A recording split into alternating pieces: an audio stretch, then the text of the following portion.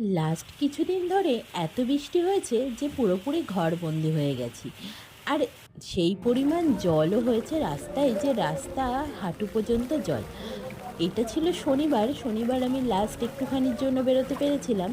তারপর তো আরও বৃষ্টি হয়েছে, আর তখন কোমরের কাছে জল উঠে গেছে।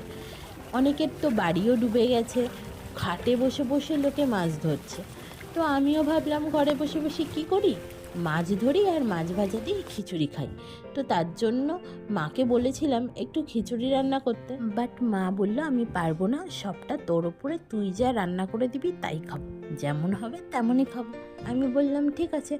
তো তারপরে খিচুড়ি করলাম, আর সাথে মাছ ভাজা, আর একটু পেঁয়াজিও করে নিলাম। আর মা বাড়িতে পটল ভাজা করেছিল, আর একটু পাঁপড় ভেজে নিয়ে মাছ ভাজা, পটল ভাজা, পেঁয়াজি, পাঁপড় ভাজা দিয়ে খিচুড়িটা বেশ জম্পেশ করে খেলাম।